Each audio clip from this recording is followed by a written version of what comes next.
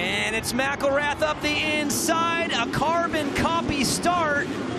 You see Anstey to the outside, it's Enzo Lopes in second, there's Cole Thompson, Maxime Desprez. You got Park and Hicks in the top 6. Carbon copy of Moto 1. Will we get the same result? Enzo Lopes looks like he really wants his... Oh, Desprez is down. Thompson over the top of him, and it looks like some moisture was added to the corner. Every one of the boys had a rough go through that. McElrath almost put it on the ground. Here's the difference, though. Anstey is now ahead of Lopes a lot earlier than he was a moto ago. This one's on. Max ran it in after that rhythm section. Maybe that answered our question. Max Anstey is going for the win tonight. Anstey off the Dragon's back, Lopes right behind him. Let's take a look at what one did. Watch Shane, slides. Oh. Good save. Anstey drives Lopes deep, and then comes the carnage. Looks like Kyle Peters and Cody Schock take advantage up the inside. How did Shane McElrath not hit the deck just then? Because that's a man who wants to win so bad, needs to win so bad. And he stays up. You see him a lot more cautious into the corner that lap. Yeah, he took it all the way to the edge. That is crazy. I cannot believe he stayed up. We're on for a win tonight. Oh, and he wants it so bad. He said this season has not been what he expected, what he wanted, but every race is an individual opportunity to showcase who you are, and there's a one on that bike for a reason. He was fantastic a year ago, and if he can end this season congratulating Anstey, hey, good job this year, but I'm ending this on top. That would be a statement going into 2026. And yeah, that sets up the rivalry that goes into next year. It swaps to Max. Does it go back to Shane the year after? I tell you what, Shane is ripping right now, but Max's body language is completely different in this second race. And he sits back about 1.8. And I'll tell you what, it was dry today in qualifying. They've added a lot of moisture to keep that dust down. This is a different type of slick, and it looks like the boys are kind of having to adjust right now in the moment. And Max has been going to that outside line all day and carrying so much momentum through the outside. We saw him pass Enzo there. He has not switched that line at all. Staying disciplined to the line he knows, the line he likes, as Shane McElrath continues to put clean laps down, a 54.3, but Anstey with the fastest lap of the race, a 54.2. He's warming up. Yeah, we've got 4 laps. We're halfway through this thing, and we have a lot of racing to go.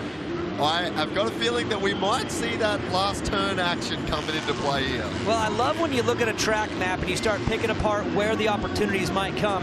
And when a track crew builds one that has a big old 180, right before the finish line, I mean, it just sets up for dramatics, and if Anstey can get himself a little bit closer, the battle will be on as the laps wind down. McElrath, 1.7 over Anstey, and a fight between the defending champ and your new 2025 World Supercross champion. And this is for second in the championship. As I look at the board, Cody Schock is in 4th place. That is your battle for the 2nd place overall in this World Championship. And right now, Shane is looking like he wants that place. McElrath, 1 point up on Schock in standings, 3 more if it stays as is. The battle between Lopes and Schock is pretty tight, under 2 seconds. There's Schock, you see going to the outside, and for Enzo Lopes, a solid season highlighted by a big win in the main event last week in Sweden. And wow, was that dramatic between the Rick Ware Racing team, his mechanic.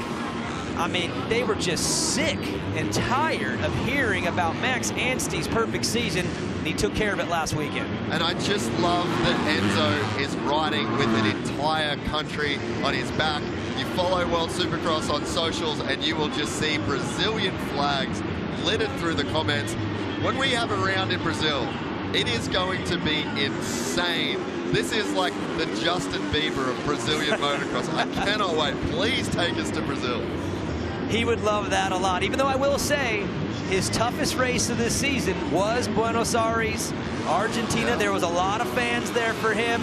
He was getting pulled left and right all night long. Sometimes the hometown crowd elevates you, and sometimes they distract you. But this man in Sweden was undistracted.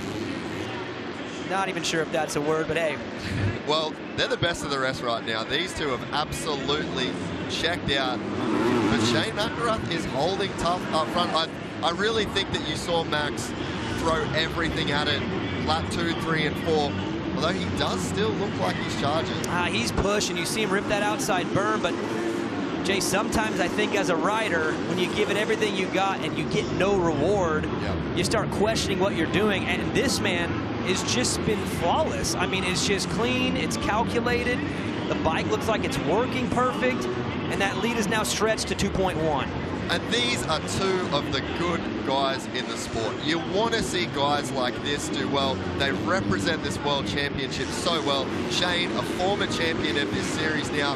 Max, a two-time champion. We've got him out front. You're going to see these guys battle so hard, so clean all night.